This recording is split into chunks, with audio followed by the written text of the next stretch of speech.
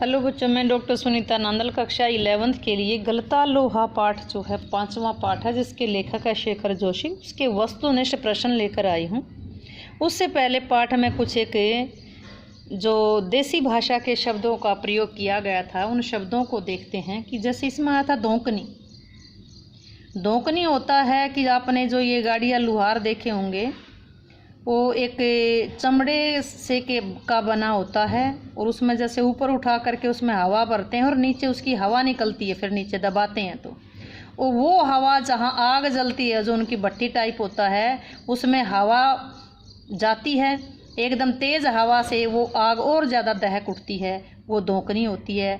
भट्टी की आग को हवा देने का यंत्र दोंकनी कहलाता है। दराती होता है जिसे घास काटने के लिए, फसल काटने का जो औजार होता है, उसमें जिसको दराती, जो दांते होते हैं वो एक किनारे से भी होते हैं और एक पैनी भी होती है, ब्लेड वाली भी होती है। दो तरह की दरातियाँ होती हैं। संडसी होती है, उसको जो कोई लोहे की गर्म चीज़ उसको पकड़ने का काम करती है, उसको संडसी बोलते हैं, संडासी बोलते हैं। आफर जहाँ लोहे का काम होता है, जो लुहार जहाँ लोहे का काम करता है, उसको आफर बोलते हैं। थोड़ा क्या होता है, मोटा होता है, थोड़ा लोहे का बना होता है, चोट मारने के काम, किसी चीज़ को ठोकने पीटने के काम आता है। तो ये शब्द इसमें आए हैं, ये लोहे के लुहार के काम से संबंधित हैं, यानी कि जो कारीगरी का काम करता है, लुहार से संबंधित काम करता है, उसमें ये शब्द यूज होते हैं। तो आपको भी पाठ में आए हैं तो पता होना चाहिए कि क्या है। अब आइए पाठ का फास्ट रिवीजन करते हैं कि गलता लोहा हिंदी साहित्य की कौन सी विधा में आता है। ये कहानी है।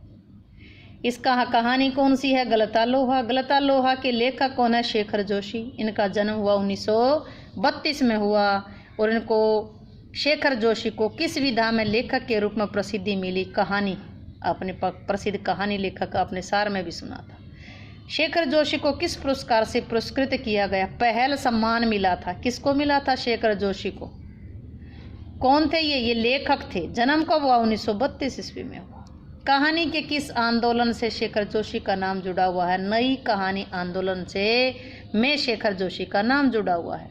नई कहानी आंदोलन के किस पक्ष को विषय बनाकर शेखर जोशी ने अपनी कहानियों की रचना की?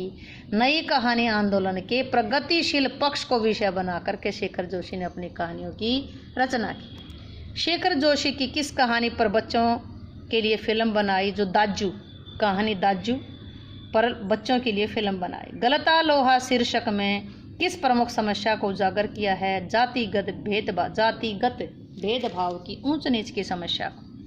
खेत में जाते समय मोहन के हाथ में क्या था? हंसुआ था। मोहन हंसुआ लेकर के किस उद्देश्य से निकला था? खेत में जो वेस्ट झाड़ियां थी, उनको काटने के लिए निकला था। वंशीधर का मुख्य व्यवसाय क्या था? पुरोहिताई था, पंडिताई था। मुंशीधर ने चंद्रदत्त के घर जाकर किस पाठ के करने के लिए मोहन से कहा था? रुद्री पाठ। मोहन का अध्यापक कौन था? त्रिलोक सिंह। मास्टर की आवाज़ कैसी थी? कड़क थी। कहानी में गोपाल सिंह कौन था? दुकानदार। त्रिलोक सिंह कौन था? अध्यापक था। उनकी आवाज़ कैसी थी? कड़क थी। धनराम कौन था? धनराम कौन था? पाठ पढ़ा है आपने। धनराम मोहन का क्लासमेट था, साथी था, जो यानी कि लोहार का काम करता था। कहानी में गोपाल सिंह दुकानदार था। सांप सूंघ जाना मुहावरा है। सांप सूंघ जाना कि एकदम शांत, यानी कि चुप हो जाना। सांप सूंघ जाना का मतलब है चुप हो जाना। धनराम किस जाति से था? धनराम लोहार जाति का था। मोहन किस जाति का था? ब्राह्मण था, पुरोहिताई का काम करता था। पहले जो काम थे वो जाति के आधार पर बटे हुए थे। जाति के आधार पर कर्म बटे होते थे, उसी के अनुसार काम करते थे। धनराम किस कक्षा तक पढ़ पाया था? तीसरी कक्षा तक धनराम पढ़ पाया था। तेरे दिमाग में तो लोहा भरा है, विद्या का ताप कहाँ लगेगा? ये बात किसने कहा था? किसने कही थी? किसके लिए कही थी? ये त्रिलोक मास्टर ने धनराम के लिए कही थी। त्रिलोक सिंह तो अब गुजर गए होंगे। गलता लोहा कहानी में किसने पूछा? मोहन ने पूछा, क्योंकि बाहर रहा था, वो लखनऊ रहा था, पढ़ने के लिए भेजा था, लेकिन बेचारा किसी ने पढ़ाया ही नहीं आगे। तो किसने पूछा? त्रिलोक सिंह। त्रिलोक सिंह कौन था? मोहन और धनराम का मास्टर था, अध्यापक था। मोहन ने मास्टर त्रिलोक सिंह की कौन सी भविष्यवाणी को सिद्ध कर दिखाया था? छात्रवृत्ति प्राप्त करने की। 5 प्राइमरी में उसकी छात्रवृत्ति आई थी, स्कॉलरशिप आई थी। मोहन पढ़ने के लिए कौन से शहर में गया था? लखनऊ गया था। रमेश मोहन को क्या समझता? नौकर समझता था। मोहन अपनी वास्तविकता नहीं बताना चाहता था। क्यों? क्योंकि अपने पिता को दुख नहीं पहुंचाना चाहता था। ब्राह्मण टोले के लोग शिल्पकार टोले में बैठना नहीं चाहते थे, क्योंकि वे शिल्पकारों को नीच समझते थे, निम्न जाति का समझते थे।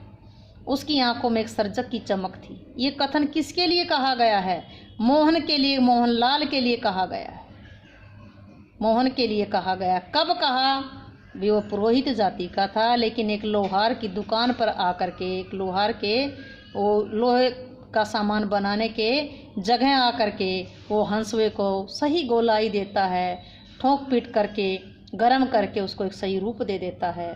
तब ये लेखक ने कहा उसकी आंखों में एक सृजक की चमक थी। उम्मीद है कि ये क्वेश्चन आपको अच्छे से समझ आए होंगे। समझ आए हों तो वीडियो को लाइक करें, शेयर करें, चैनल को सब्सक्राइब करना ना भूलें।